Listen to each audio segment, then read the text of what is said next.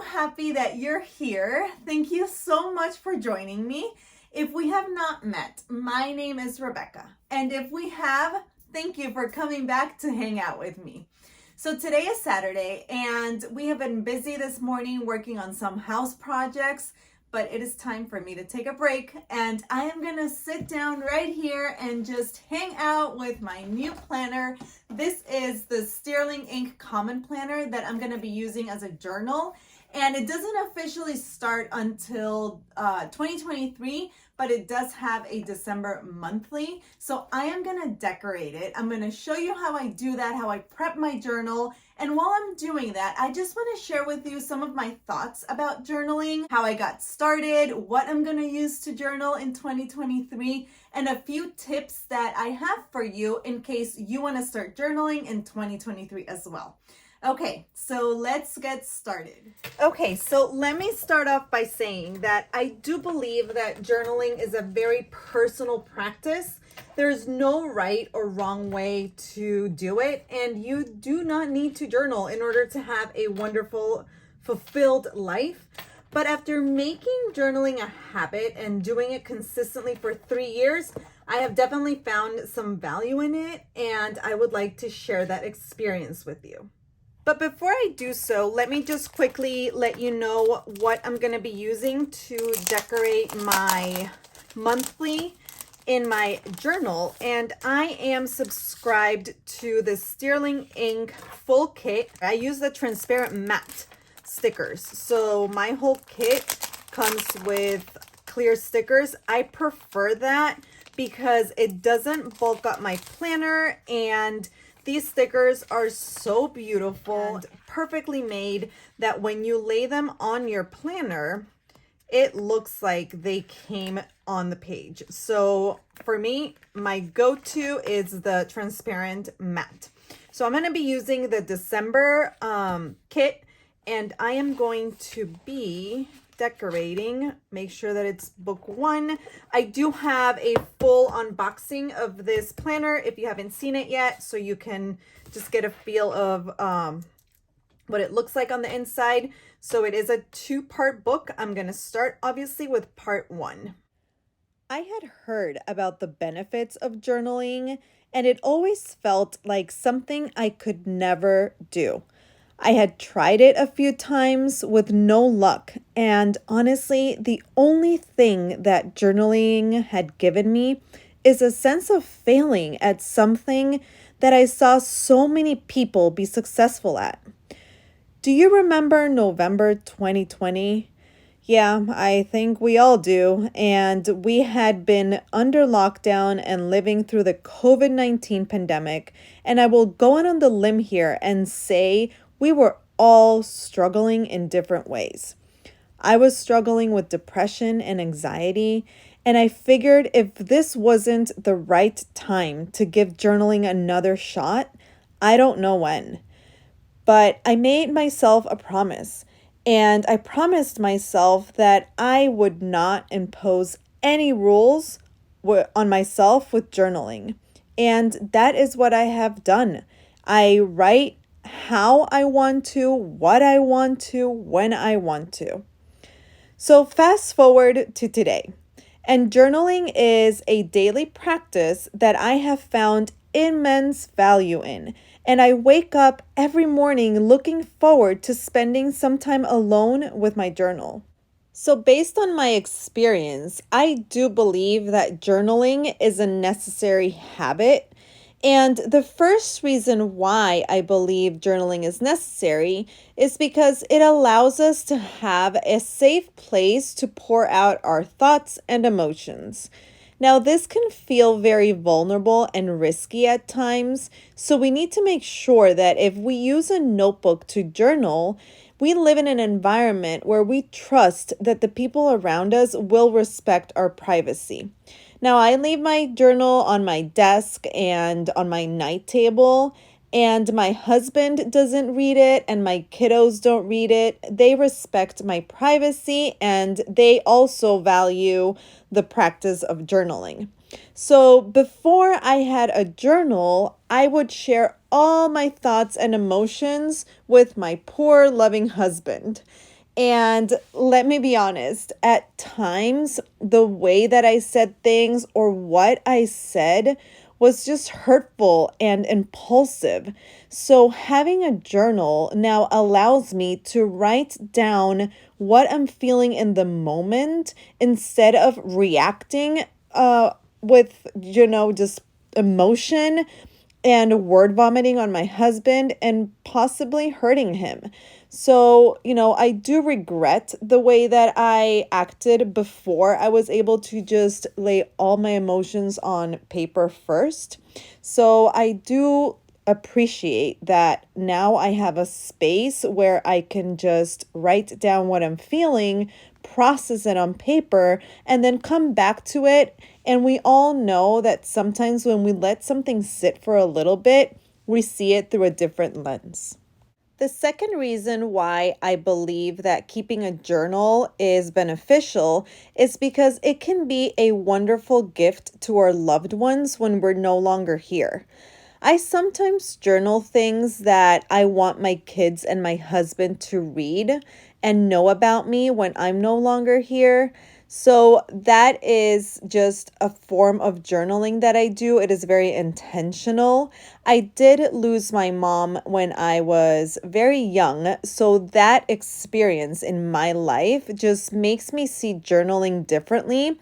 And I would give anything to just have one notebook filled with my mom's handwriting and her thoughts.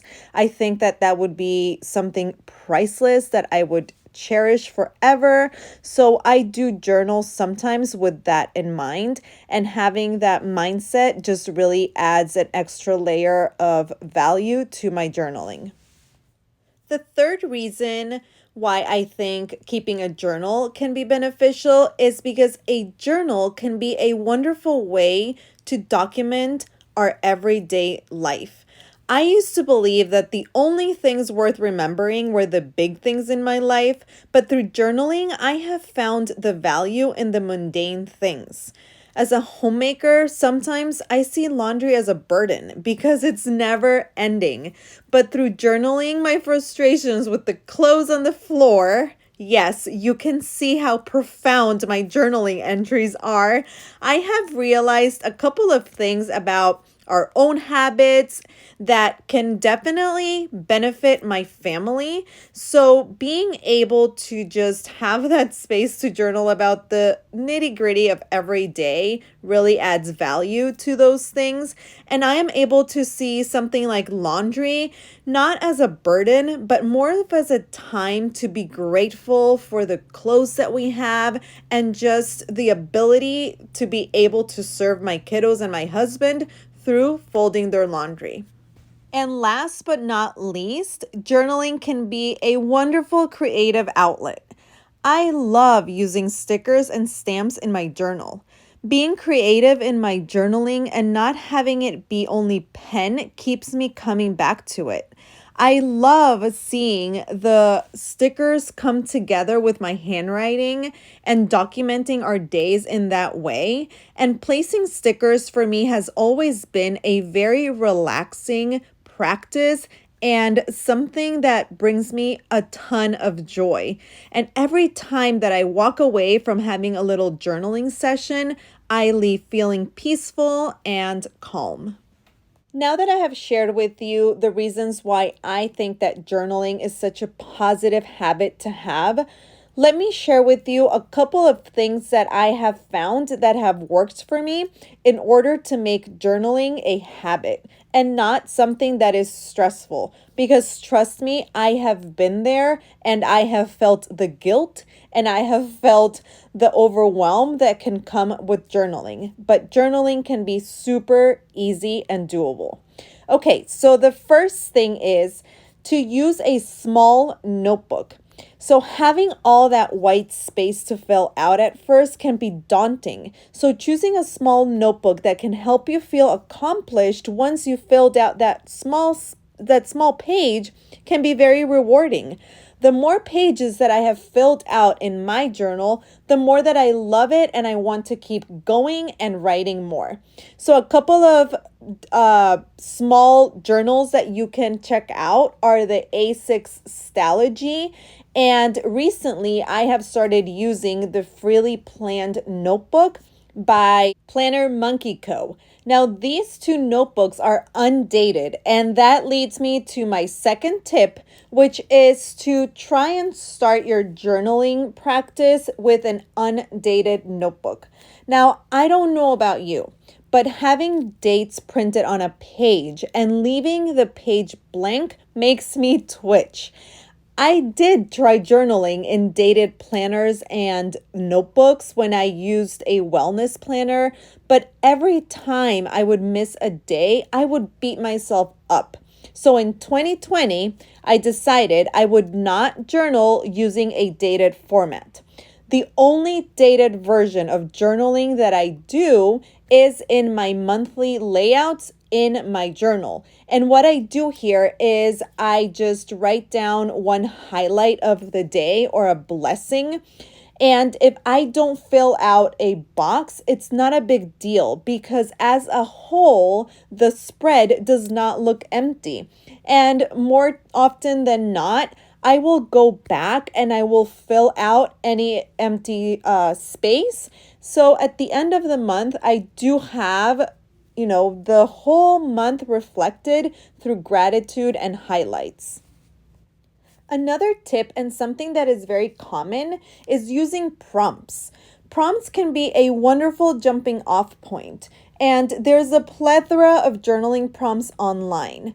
I have a Pinterest board for prompts, and I also have a saved folder on my Instagram of things that I find that can definitely be a journaling entry later on. I also love using 52 list project books. Now, I have used these sporadically, but my goal in 2023 is to hopefully be able to do one list a month. That way, in 2024, I can complete an entire project by doing 52 lists for the entire year. So one list a week. Something that really helped me make journaling a habit was tying it to an already existing one. So for example, if you have the habit of reading at night, you can set aside a few minutes to journal. Or if you have some quiet time in the morning like I do, you can journal during that time. Now, I have tried journaling in the evening and it really doesn't work for me. So also knowing what time of day in your routine is conducive to this type of activity can really help you make it a habit. Now, last but not least, my last tip is if you do share your planner like I do on social media, try as best as you can not to share your journal online.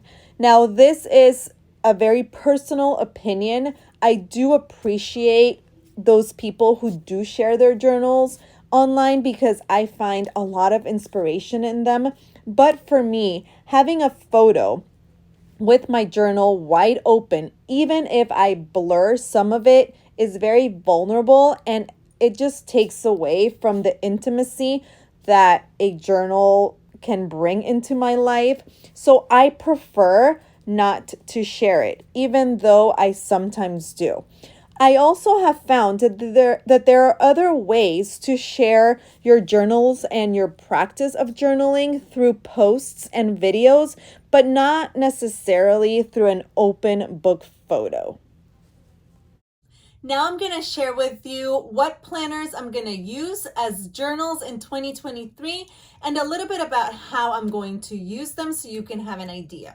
So this is the Commonplace planner that I had shared with you before. And this planner has monthlies that I'm going to use to post plan what we write on our iCal calendar. So my husband and I do share our iCal, and I prefer to plan out all the monthly things there because then that way we can sync it and he knows what is going on with the kids and myself. So I'm gonna, for example, just take, oh, this is the part 2. Where's the part 1? Right here. So I am going to take, for example, in December, I'm gonna take, let's say that on, I don't know, the 8th, we had a doctor's appointment. So what I do is the week after, I go in and I kind of see all the different things that happened in our lives as far as appointments or special events or anything that I really want to note, and I just write it down here. So that's how I'm going to use the monthly. Then the weekly section in this planner, it is a vertical timed weekly. And what I do is I grab all the information that I have written in my pocket planner, which is the planner that I'm going to be using for tasks, for events, for important things, and things that just are, you know, ongoing throughout the week. So I'm going to grab anything again that I want to refer to later on and just write it down here. For the most part, I do want to be able to just write down the events at the time that it happens. But let's say that I work out that day at, I don't know, 8 o'clock. But I don't know, I happen to put a really cute sticker down right there that covers the 8 o'clock and the next spot available is 9. I will just go ahead and write it down in the 9 o'clock slot. Again, I use this layout more as a memory keeper. And then what I do is I grab this and I actually will start planning in a happy planner. So I'm going to be using this with this, but hold on, I'm not there yet. So I am going to, then grab this information and put it here. Okay, so then what I'm gonna use the dailies, which are just blank pages, are to journal. And the way that I journal is I do it probably 4 times a week on average. So I know that I'm gonna have enough pages, and I'm also gonna be including 52 list projects and just any prayers that I want, anything really. This is going to be pretty much how Catherine designed this, which is to be a commonplace planner. Okay, so that is how I'm going to be using the sterling ink. Now, let me show you how I'm going to be using the happy planner. So this is a 12-month happy planner that starts in January and it goes all the way to December. It's lined weekly layouts. So I'm going to be using some of the kits that I have subscribed to. So I have subscribed to 2 different kits. I have subscribed to the Ali Edwards Story by the Month kit. And I have also subscribed to the Heidi Swap Stop the Blur. So I will receive different things for scrapbooking and journaling from these 2 companies that I will keep in this little pouch. And I will just go ahead and sit down. Probably my goal is to do it twice a month, but if I just do it once a month, that's going to be perfectly fine. Also, if I don't get to this planner and memory keep, I am not going to beat myself up just because I know that I will have all the things that I need to refer to in the commonplace planner. So that is the plan that I have for now as far as my journals. But if anything changes, you know that I will let you in and show you what changes I have made. But before I say goodbye, I want to share one more thing with you. And here I have a bundle of some of my favorite things for planning and journaling. I have the Sarasa Mark On in 0.4. I have a 2023 B6 Wonderland 222 planner. And I have an Archer and Olive B6 bullet journal.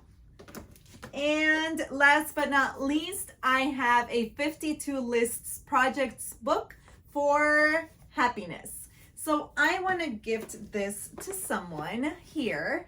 And I am going to choose the winner of this giveaway by simply going into my comments and just reading what you are grateful for. So if you want to enter this giveaway, just comment below something that you are grateful for in 2022 so we can all just read and be inspired by all the gratitude spreading around. Okay, you guys, well, this is it for me. I hope you enjoyed this video. I hope I was able to share with you some useful things that you can carry on to 2023 and implement journaling into your habits. I know, totally forgot to tell you when I would announce the giveaway. So today it is the 11th, November 11th, 2022. I think that we are celebrating here in the States Thanksgiving on Thursday. How about I announce the winner of this giveaway on Wednesday? So you have a couple of days to share with us what you're grateful for so you can enter this giveaway. Okay, now I am done. Thank you so much for joining me, and I will catch you on my next video. If you celebrate Thanksgiving this week, happy Thanksgiving. Bye. But before I say goodbye, I want to